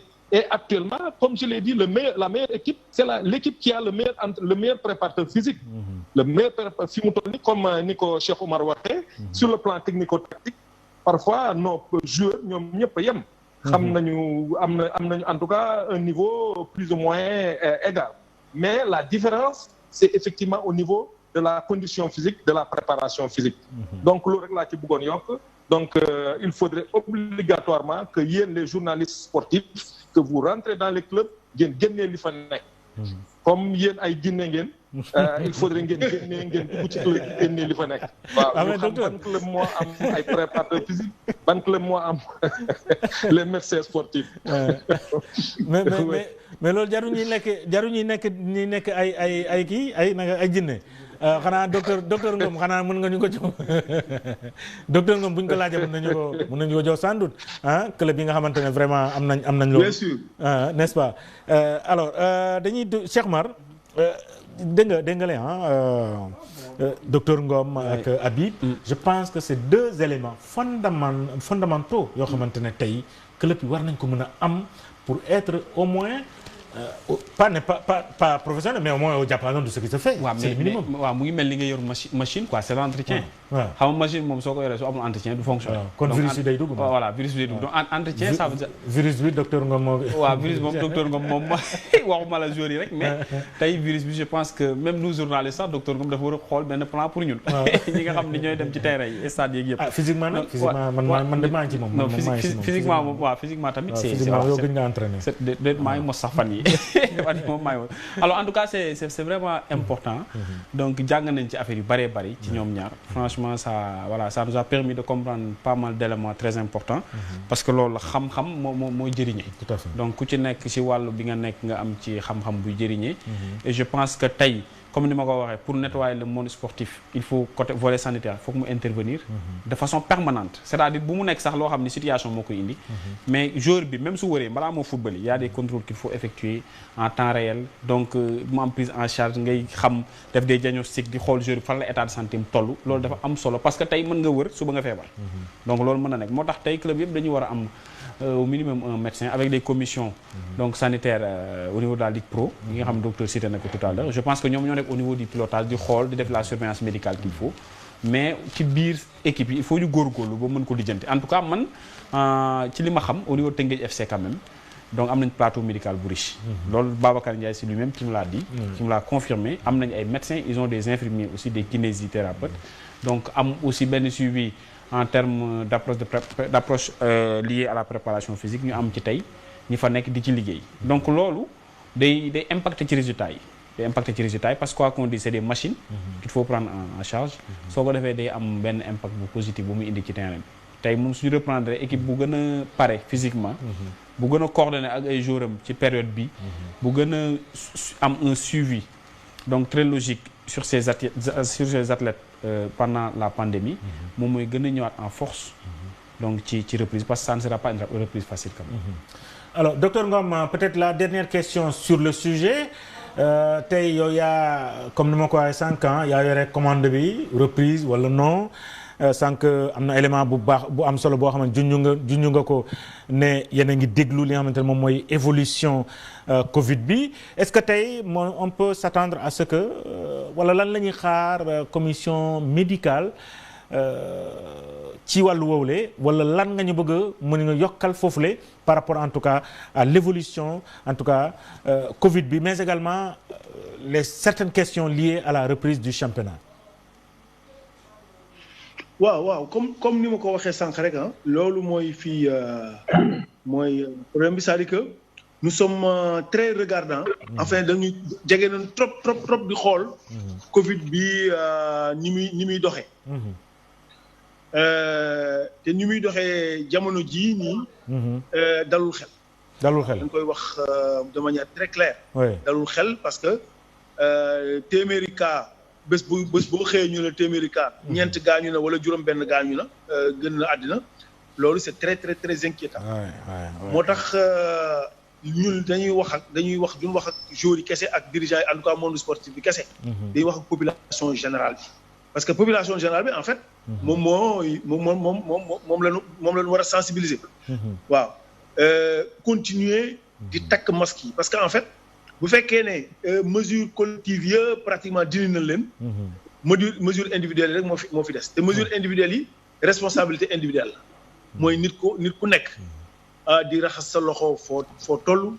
nit ku nekk di takk sa masque booy génn. nit ku nekk di respecter distanciation sociale bi ak physique bi à chaque fois boo nekkee ci biti wala boo nekkee sa kër wala bu fekkee ne mën na ne ñett yooyu bu fekkee ne góorgóorlu nañ ci mun na am mbas mi ñu daaneel ko mais bu fekkee ne population générale bi ci boppam respecté wul ñetti gestes barrières yooyu pour reprendre kii bi parce que pour reprendre donc championnat di wax affaire football sax je pense que ce n'est même pas à l'ordre du jour parce que joueurs yi donc pratiquants yi ñoom ci biir population générale bi lañu bokk kenn mënu leen ci dindi ci la ñu bokk donc bu ñuy def focus bi dañuy def focus sur population générale bi yëpp ñoom il représente une part importante donc de la chose bu loolu bu mbas mi bu ñu ko maîtriser nag vraiment condition de reprise yi moom du waru poser trop de problèmes parce que ni ñu ko waxee li ñu mën a def pour que nit ñi reprendre mooy defaat visite médicale bi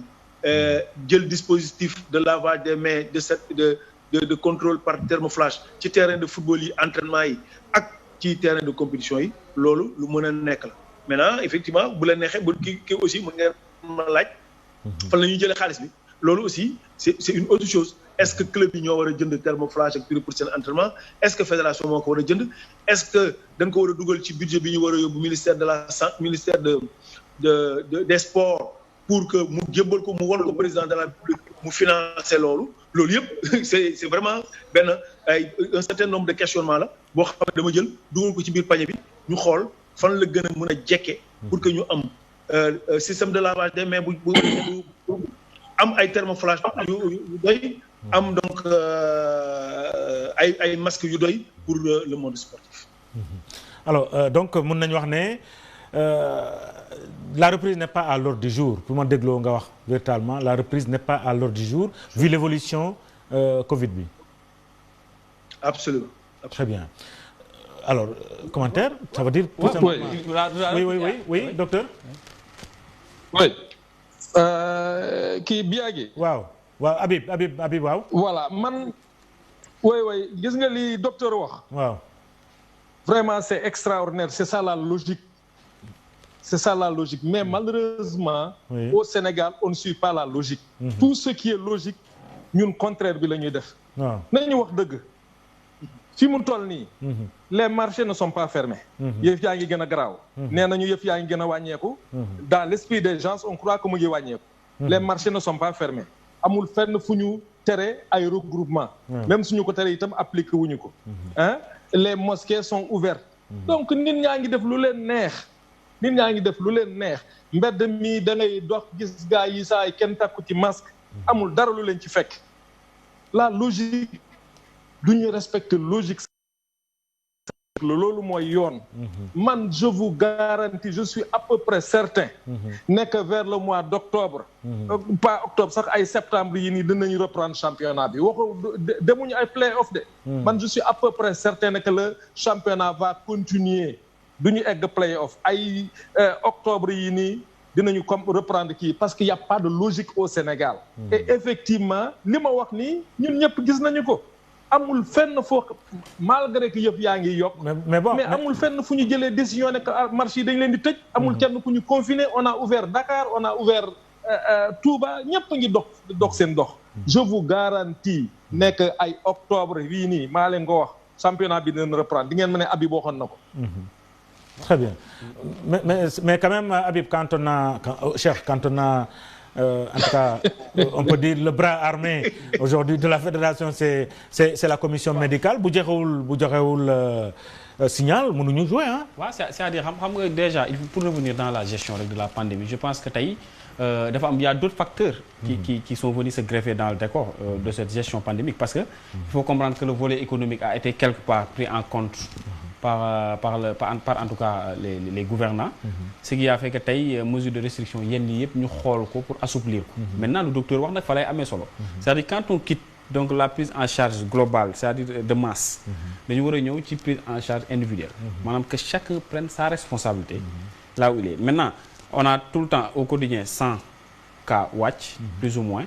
on peut se dire qu'on est au niveau du pic mën nañ ko waxee noonu bu dee bon ça nag c'est très technique peut-être docteur sax moo ñu ci ëpp xam-xam mais mën nañ ko xaymaa noonu ba tax na tey yenn activité économique yi day daal di redémarrer pour ne pas tuer complètement l'économie peut-être looloo tax ñu jël yenn initiative yi à partir de ce moment il faut ku nekk jël say matuwaay bopp ñu ñaan yàlla tamit mu doon loo xam ne dafiy yem mais quant à la reprise du championnat il faut qu'on l'achève xaw ma nag dans quelles conditions mais docteur dafa poser sànq un débat très important mooy qui va supporter les coûts et là je pense que c'est très logique que tey suñu wax les coûts bu ñu ko arrêté ou bien bu ñu ko koy reprendre les coûts de la prise en charge surtout waaw coûts yooyu mais de façon stratégique xam nga Cheikh Omar le week-end passé j'étais avec un joueur du championnat nekk dans un grand club je vais pas donner son nom mais man li ma wax ça m'a fait tilt parce que dafa ne tey nekkuñu logé wuñu aux mêmes enseignes que les joueurs européens ñoom seen sago en tout cas moom sagom tey mooy ñeemale fi championnat bi parce que déjà même pour am corde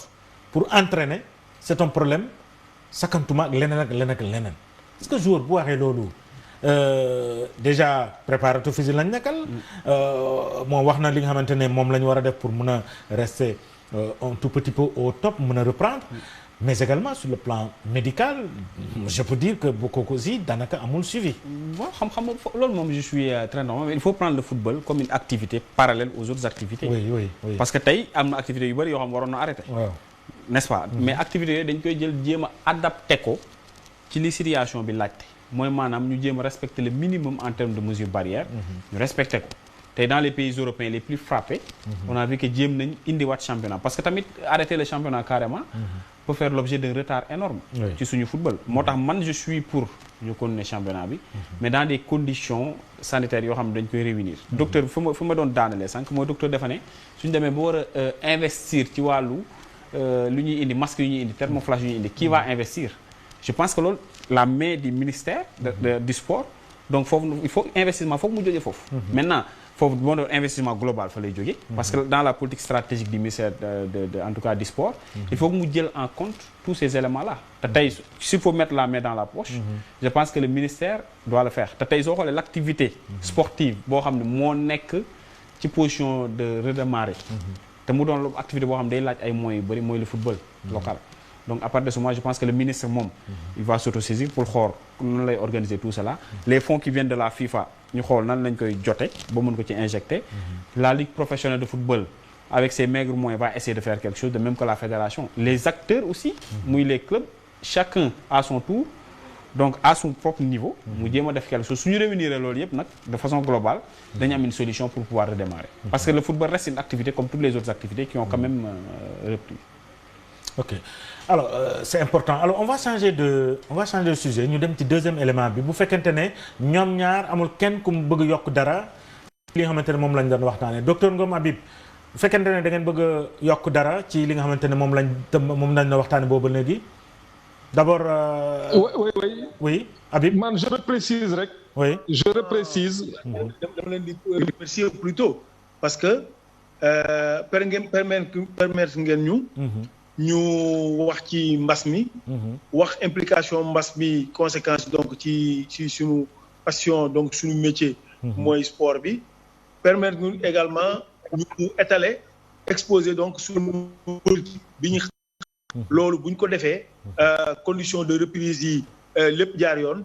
nit ñi war nañu mën a effectivement reprendre sport bi. dans les meilleures conditions. Habib.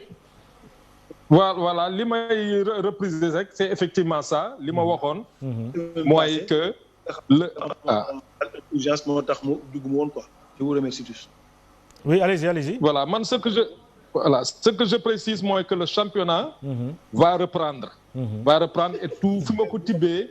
mooy tout simplement que tout est repris tout a recommencé au niveau du Sénégal. tout a commencé. waaw mais fii côté boobu docteur Ngom def ci am inquiétude parce que moom bu joxewul signal du mun a nekk ah. waaw bi yàggee. waaw. ñoom docteur Seydi ñoom docteur Bousso. waaw. n'est-ce pas ñun ñëpp xam nañ ñu ngi joxe ay décisions mais décisions yooyu suñu gars yi au niveau ñi gën a kaw duñu ko respecté. ñu moo tax ma ne ñoom docteur Ngom ay logique la ñu yore. lu wóor la ñuy wax. mais malheureusement nos gens ceux qui sont au top niveau duñu ko respecté. li ma la wax lu leer la ñoom Bousso ak ñoom Seydi. ñun ñëpp gis nañu. dañuy jël ay décisions mais duñu ko respecté. très bien décisions yu logique la ñuy jël. mais la logique n'est pas respectée ici au Sénégal.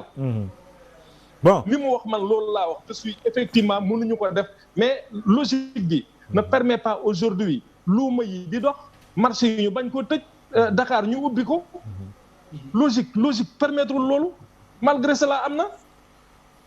mais bon fii moom nañ bàyyi Habib nañ bàyyi xel fii waaw nañ bàyyi xel docteur Babacar Ngom nañ ko bàyyi xel moom déjà am na loo xamante ne junj na ko en tout cas man li ma jot a dégg gëw ma ne ñu commencé fii football bi alors que il y a des choses qui ne sont pas réunis ou alors en tout cas ni mu koy waxee nii mu bañ a. Je suis entièrement d'accord avec toi li Ngom wax c'est effectivement ça. Oui. C'est ça la logique mais je rappelle que la logique n'est pas respectée au Sénégal. Très bien alors très bien pour vous permettre de souffler un peu et revenir sur le second point bi nga xamante ne on a quelques minutes pour traiter ko mooy le travail dans les salles la gym entre autres en tout cas parce que boobu aussi ci sport bi la bokk. jamono ji loolu tàmbali na alors je vais à la régie voir un sujet avec Pape Mbaye Dieng ci li nga xamante ne moom mooy kon lii di le travail au niveau des salles de gym mais également au niveau des en tout cas au niveau des salles au plan général ñu xool li nga xamante ne moom mooy liggéey bi am foofu ak mesures barrières yi surtout yan matuwaay lañ ci jot a jël donc loolu mu nekk loo xamante ne lu am solo dinañ ànd ak léegi ak waa régie mais Cheikh Mar je pense que aujourd'hui fekkente ne yeneen discipline yi commencé gul dans les salles moom yëf yi dafa mel ni commencé naa ñu dem xool élément bi on revient tout de suite. ginnaaw bi gouvernement bu Sénégal jëlaat ndogal ubbi bërëbu tàggatkaaru yaram yëpp fii ci saalu fitness bu Olympique Club nag daal di nañu jël ay matukaay yu am solo ngir mën a dooraat seen tàggatu yaram. ba décret bi génnee pour salle yi ñu reprendre sport xëñ na ministre bi ba mu ne salle de sport yi mën a reprendre parce que am na protocole boo xam ne ci salle de sport yi déposé nañ ko donc mu respecter normes de sanitaires yi mu respecter les normes d'hygiène respecter aussi normes de sécurité yi muy lan donc prise température bi ci entrée bi lavage des mains yi ba pare cours yi sur rendez-vous la donc amul ñëw rek comme ni mu doon demee nga xam da ngay ñëw saa bu la neexee donc sur rendez-vous la ba pare chaque 1h30 dañuy nettoyer salle bi chaque 1h30 dañuy nettoyer désinfecter salle bi produits désinfectants yi ñu ngi fi en pagaille ba pare nga respecté donc mesures yi que ce soit ci salle cardio bi salle musculation bi am machine yoo xam dañ doon dendante trop dañuy éliminer benn bi de ce fait que nit ki dinañ mën a liggéey en toute sécurité te donc du am benn problème cours yi nga xam ne da doon xaw a bëri nit yi nga xam ne aussi day demander souffle gu bëri dafa xaw a métti maanaam dafa xaw a intense cours yi dañ ko yóbbu en plein air yóbbu ko ci terrain basket bi mais yi nga xam ne si sur place la comme lu mel ni RPM body pump yooyu ñu réduire nombre bu baax a baax mais toujours sur rendez-vous donc client bi day woote réservé bu fekkente ni 15 yi mat na ñu bloqué ko na ko mu xaar beneen jour bu ñëwee day fekk ñu tegal ko lépp day def cours rek après ñibbiwaat. loolee bokk na ci ay mesures ñu respecté li nga xamante ni moom mooy distanciation sociale ba tax na ñu ngi teg ay jumtukaay yu mucc ayib ngir rek nit ñi mën a def seen tàggat yaram ci ay anam yu sell. C'est bien possible donc vivre avec le Covid nous on a fait l'expérience donc et ça a marché donc déjà lu ñu toog rek xaw na jéggi daywa donc 2 à 3 mois sans sport baaxul ci suñu yaram baaxul ci suñu système immunitaire bi nga xam te ne si xëñ na bu affaiblir de nee nañ feebar bi ci la lay gën a yàpp donc ñu ñëw def suñu sport ak toute sécurité tout en prenant les mesures. boo demee fee nag ci service fitness nag ñoom tamit daal di nañu fagaru bu baax a baax ngir nag di gën a wëyal di continuer seeni entraînement ci bile complexe. ci respecté nañ ko parce que salle cardio dañoo mesurer 1 mètre pour nit ñi bu ñuy taxaw bi fi ñuy defee fitness 1 mètre bi respecté nañ ko vélo yi aussi si le coach commence le cours de spinning dafay demander clients yi pour ñu décaler un peu 1 mètre ci vélo yi parce que salle bi du fees du ñu jël salle bi ba mu fees dañuy jël benn norme boo xamante ne rek dinañ mën a respecter distance bi. yile matukaay yëpp ñu jël nag ci salle de fitness yi ak bërëbu tàggatukaay yaram yi dina bokk ci luy xeex wàllu mbas bile waaye nag ñi daal di dooraat wàllu tàggat yaram fii ci Sénégal. Merci beaucoup Pambay Dieng pour cet élément sur les salles de sport. Alors directement ma dem ci docteur Ngom docteur Ngom est-ce que fii les mesures barrières mën nañ ko respecter? waaw dégg naa reportage c'est vrai que ñoom dañ leen xaw a bett sax bi ñu ubbi ubbi saal yi mais je pense que am na si saal yoo xam ne ni ñu ngi koy respecté mais man li ma tour bi ma def fi ma dëkk saal yi gis naa ne sama xel dallu si parce que à part le dispositif demee bu nekk ci biti distanciation physique bi war a nekk ci biir ak nombre de personnes yi mu war a jël ak désinfection bi nga xam ne dañ ko war a def parce que à chaque fois kenn bu utiliser machine bi bu fa jógee keneen balaa keneen di ko utiliser dañ ko war a désinfecter loolu moom c'est pratiquement pas respecté. Très bien alors docteur comment ça s'appelle Habib Ba yow nga yor salle ah. oui yow nga yor salle sa salle dafa reprendre nga wala boo reprendre lu tax reprendre boo reprendre yan disposition nga jël. oui effectivement on a repris. on a repris te li ñu wax ci reportage bi. effectivement c'est ça loolu la ñu laaj. c'est ça qui est vraiment recommandé. Mais est-ce que comme ni ko Ngom waxee est-ce que noonu la ñu koy defee. Voilà un point d'interrogation. Maintenant man à mon niveau suma salle Olympique Fitness Club au niveau de Saint-Louis. Effectivement je prends toutes les mesures yoo xam ni alors mun naa ko def. Déjà maa ngi thermoflash maa ngi lépp. Effectivement je fais tout pour faire respecter cela. Malheureusement quelquefois su ma wonee gannaaw gars yi tricher. Parfois su ma fa nekkulee su may moniteur tricher. Mais su ma ñëwee damay dal seen kaw. Parce que am na ñoo xam ne ñi jusqu'à présent on sait ne que gëmuñu ko. Mais man je fais tout pour que effectivement yëf yi jaar yoon. Maintenant le fitness c'est un couteau à double tranchant au niveau de notre problème au niveau de cette pandémie. Parce que tout le monde sait que effectivement il faudrait faire du sport. soo defee sport yi fii dafa lay dimbale. soo amee problème virus bi mun na am chance génn ci. tu as vu mais def ko itam ça day indi rassemblement. te aussi soo xoolee dans les salles de sport quand quelqu'un fait du sport. vous êtes parce que man je prends 10 personnes. léegi soo nekkee ci biir salle de sport. tu fais ton travail. ce souffle day yokk. sa souffle day yokk da ngay nooyi bu baax bi ça permet de faire véhiculer le virus. Si tu as par exemple 50 personnes dans la salle kenn am ci benn problème mais su nooyee bu baax yëf yi day dem fu nekk. si vous voyez c'est très difficile. Très difficile mais en tout cas on fait tout en tout cas. Toutes les salles, je crois que les managers des salles font tout pour que les choses se passent bien. Parce qu'on est resté presque 3 mois sans ne rien faire. Nous, depuis le premier jour, nous avons fermé l'eau. Nous avons demandé ce que nous avons demandé depuis au moins, on a fait une location, on a fait une moniteur et tout ça. On a eu tellement de problèmes pendant 3 à 4 mois. Maintenant, on a repris.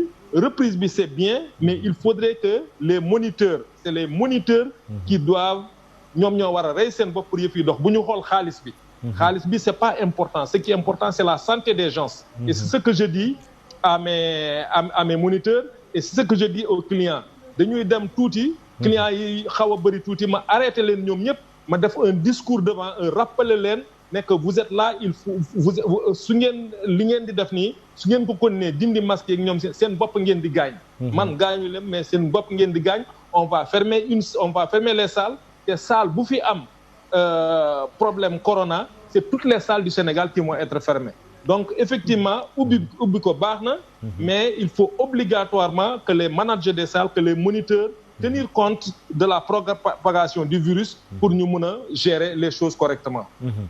Docteur Ngo, est-ce que vous avez prévenu ñi nga xamante ñoom ñoo yore salles yi souvent ñi bëri ci ñoom nekk membre seen association aussi hein? waaw effectivement xam nga association bi elle est transversale. Parce que moi aussi en tant que président de l'association. Oui. Je suis aussi président de la commission médicale du comité olympique le CNOS. Oui CNOS oui. Donc premier jour bi ñu ubbee salle le samedi man ak Seydina le secrétaire général on a fait le tour pour bi ma doon wax sànq. man ak le secrétaire général du CNOS ñoo ko def et on s'est rendu compte effectivement que am na ñu ko respecté vraiment de manière qui on les félicite mais am na si ñoo xam ne bon yëgaluñu ko sax seen yaram quoi. Voilà donc mais le point faible mooy on nous a pas impliqué directement pour qu'on fasse le suivi c'est-à-dire que bu ñu waxoon ne dans chaque salle ñu yóbbu fa benn élément wu médecine du sport wala Croix-Rouge sénégalaise dina permettre ñu dissuader seen présence dina gën a dissuader et ñoom ils vont permettre aussi nit ñi ñu gën a respecter kii mais ni ko Habib waxee c'est la vérité généralement responsable bi dina conscient du danger que courent les trucs mais subalternes yi donc les collaborateurs malheureusement ñoom dans l'application malheureusement te loolu effectivement gàllankoor la ba ça peut effectivement être une source de propagation donc du virus.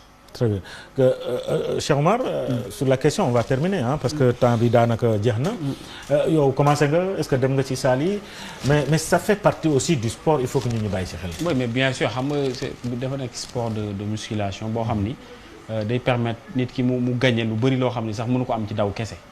bon bu dee joueur moom mën na dem nekk terrain daw et tout mais 75% des populations soo ko xoolee tey ci salle yi la ñuy dem parce que ci salle di nga fa fekk li la dawloo di nga fa fekk li la permettre nga def vélo mu defar fesses yi defar mollets yi et tout da nga fekk loo xam day defar say biceps donc beaucoup de gens préfèrent aller en salle mais li ma bëggoon wax rek mooy il y a une catégorie de salles aussi et c'est en fonction de la catégorie qu'on pourra voir est-ce que les conditions sont respectées ou pas les conditions d'hygiène waaw parce que y a des salles primaire yoo xam ni gars yi dañu ñëw rek teg seen i bagages sànni dem na léegi surtout dans soo demee par exemple ci quartier yoo xam ne demande bi dafa bari tey saal yi dañuy am problème pour respecter vraiment ces mesures d'hygiène là moo tax il faut donc mettre l'accent sur la sensibilisation xool tey salle bu nekk ak en fonction de lieu bu mu nekk ñu gën fa pointer le doigt xool comment sensibiliser parce que am na salle yoo xam ni bu dee comme salle bu nekk Saint-Louis bu mu cité sànq ab salle Habib par exemple mën na doon salle boo xam ne day respecter les mesures parce que dañuy xool situation bi mu nekk c'est à Saint-Louis peut-être mën na bañ a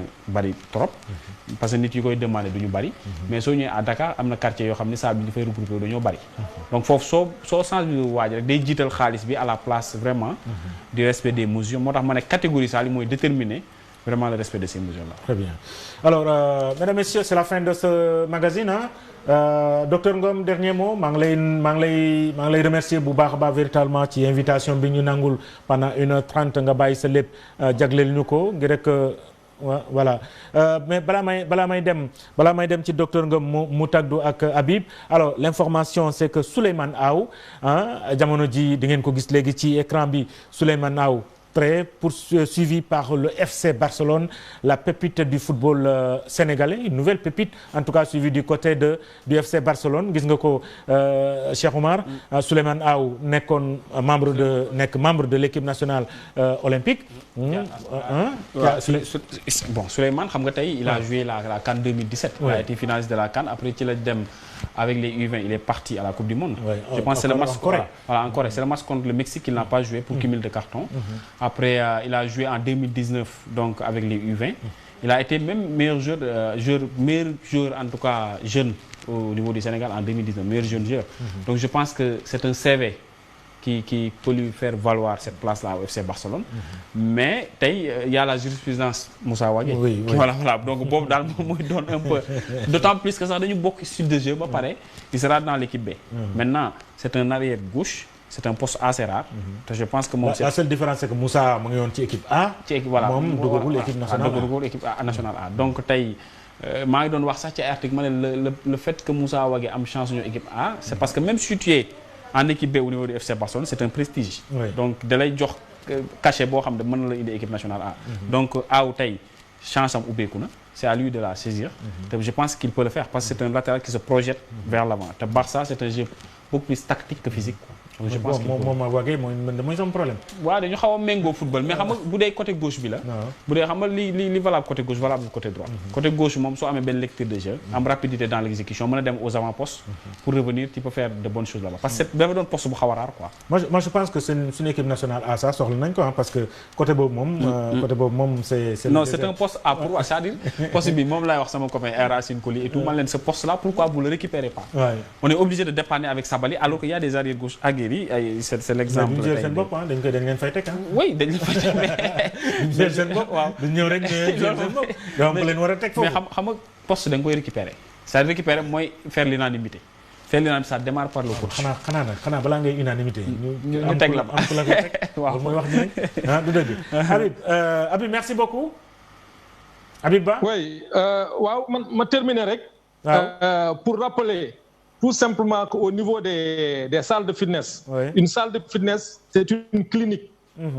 Fii ñi fay ñëw c'est pas ñuy ut ay doole tout simplement, mais c'est des malades. ñi nga xam ne les personnes asymptomatiques ñoo fay ñëw ñi nga xam ne dañu am ay tension artérielle ay fréquence cardiaque ay problème taux de graisse ay problème mu obésité ay problème mu cancer n'importe quoi ñoom ñoo ñëw dans les salles de sport donc ces gens-là il faudrait effectivement ñu def sport pour yëpp yi mën a ñu mën a am ñu bañ a am problème avec le virus suñu ko amee da tax na nag il faudrait que nos salles ñoom ñëpp ñi fa nekk dans les salles tenir compte de cela c'est pas kuy ut doole mais c'est surtout ñi nga xam ne alors dañu am problème cardiovasculaire léegi ma terminer rek ci li ngeen di wax ni au niveau du football ci sur ton plateau j'avais dit qu'il y a le triangle de performance les deux latéraux ak l'attaquant de pointe c'est ce triangle là il faut le maîtriser dans le football pour gagner une coupe d'Afrique pour gagner une coupe du monde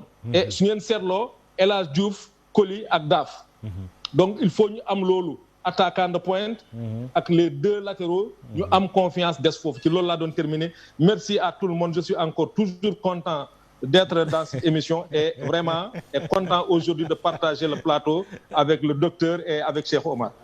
tey moom bokk nga ci dof yi ah.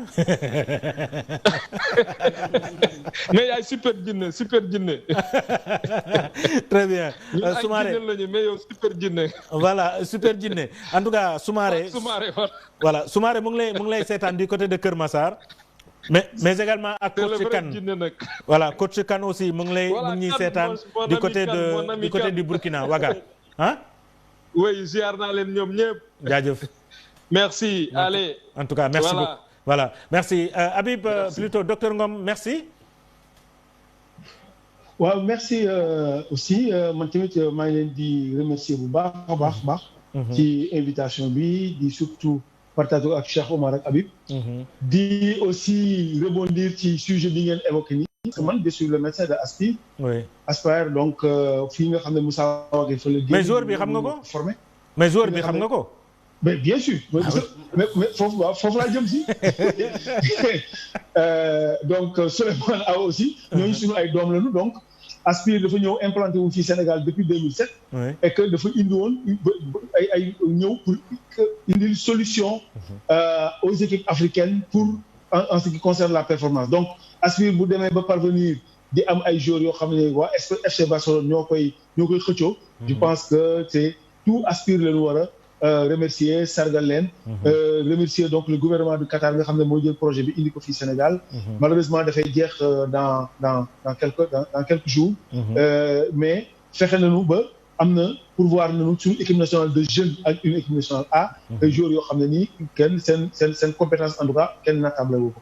Donc loolu laa amoon comme mot de la fin di ñaan effectivement Souleymane Aw mi nga xam ne moom la FC Barcelone donc di bëgg. yàlla na ko kiiwal jàmm. am na fi des na fi Moussa des na fi également yeneen boy yoo xam ne nii maa leen di ñaanal effectivement ñu am carrière comme yu Souleymane Aw ak Moussa. alors am ngeen benn joueur moom la invité woon le mardi passé Alhaji Issa Diallo.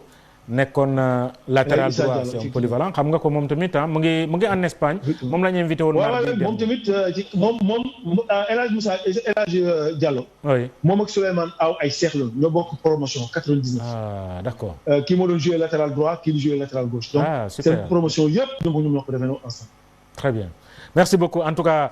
le gosse pour rappeler le gosse Real daf ko soxla woon Bayern soxla ko. Manchester City soxla ko. waaw moom Souleymane mi. très bien waaw ñoom ñëpp dañ ko xëccoo. très bien merci beaucoup Habib Ba merci également à docteur Ngom c'est un plaisir véritablement de discuter sujet sport mais également sur le plan médical et physique ngeen maîtriser ko ñaar ñi vraiment di leen di jaajëfal bu baax a baax Cheikh Oumar. waaw di nuyu sama grand yi. samay grand lañ laay wax quoi di leen ziar bu baax. di naan chaque fois rek on apprend auprès de ces gens-là. parce que c'est important quoi c'est important donc ñun jàng nañ ci ñi doon seetaan aussi jàng ci seen argumentaire. donc c'est vraiment fondamental mais di wax docteur Ngom te je pense que su ma amee peut-être lu ma koy dënk rek mooy au niveau de leurs organisations tey ñu mën a xool stratégiquement comment faire pour vraiment moom accompagnement buy permettre championnat bi redémarrer man en tout cas je suis pour ñu tàmbaliwaat ko te c'est à eux de prendre la décision su ma sañoon nag ñu xool des orientations qui vont vraiment leur permettre ñu jël mesures yu war yëpp ba mën a accompagner la fédération mu mën a revenir pour ñu commencer war championnat. très bien xam naa dina la dee mu ngi lay dégg. di jaar tam grand Habib moom foog ma seeti ko un peu une semaine. Habib en tout cas merci beaucoup Cheikh Oumar. Mesdames, Messieurs merci beaucoup ñu ngi leen di jaajëfal bu baax a baax merci en tout cas à la partie technique véritablement qui a permis la réalisation de ce magazine di xalaat ñi nga xam ne ñoo nekk régie les caméramens ñu ngi leen di jaajëfal bu baax a baax parce que waxtu wi dañuy ànd ak ñoom muy lu am solo ñoom ñoo yore lépp ñoom ñooy lépp mesdames, messieurs la semaine prochaine inchallah pour un autre magazine mais avec un autre sujet encore plus poignant par rapport en tout cas à l'évolution de notre sport merci bonne soirée et à très bientôt.